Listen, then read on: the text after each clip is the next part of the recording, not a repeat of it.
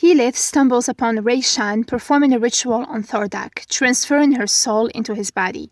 Now, as Thordak Rayshan, she taunts Keyleth, boasting about her new powerful body, a perfect weapon to annihilate every Ashari village one by one.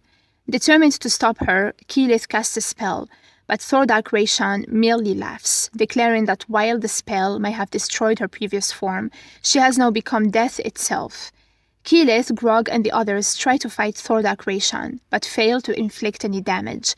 Thordak Rayshan taunts them, revealing that they were nothing but her puppets, manipulated into a deadly dance.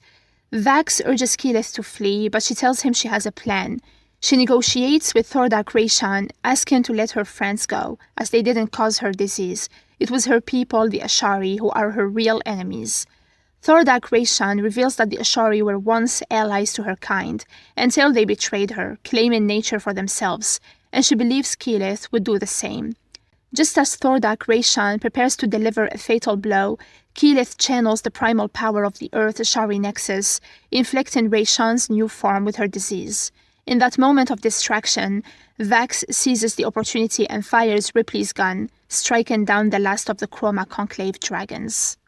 Keyleth tells Vax that disease is part of nature, and one can control it if they find their anchor. Vax kisses her, but she suddenly feels sick and starts vomiting. Earlier, Vax heard Percy's voice shouting, "No, please," from Ripley's gun. Vax retrieved the gun and explained to his twin that he believes Percy's soul is trapped in the weapon.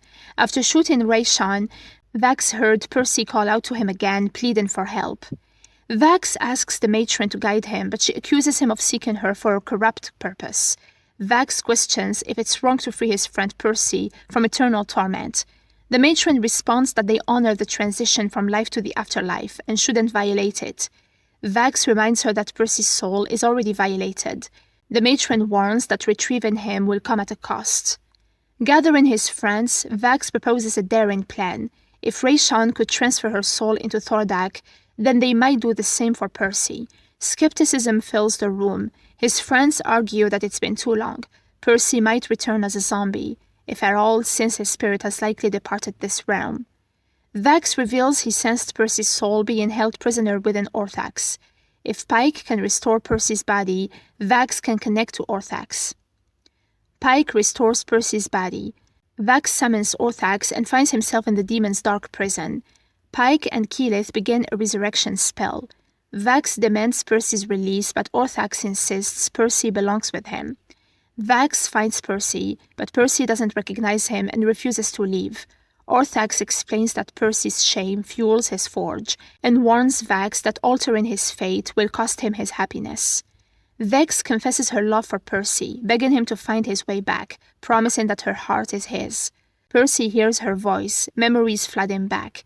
He takes Vax's hand, and together they return to Exandria, uniting his soul with his revived body, and in the process, obliterating Orthax and the cursed gun. Vex cries as she holds Percy in her arms, and Percy thanks Vax for saving his life, promising never to forget it. Vax's arm is infected, and he comments that the matron will not overlook his defiance. Scanlan tells his friends that their mission is over, and confesses that he likes himself better when he's with Kaylee. She matters to him, and for the first time in his life, he matters to her. They decide to head out on a world tour after dinner. Meanwhile, Keyleth reveals that it's finally time for her to become who she was meant to be, continuing her Aramante with Vax by her side as her squire.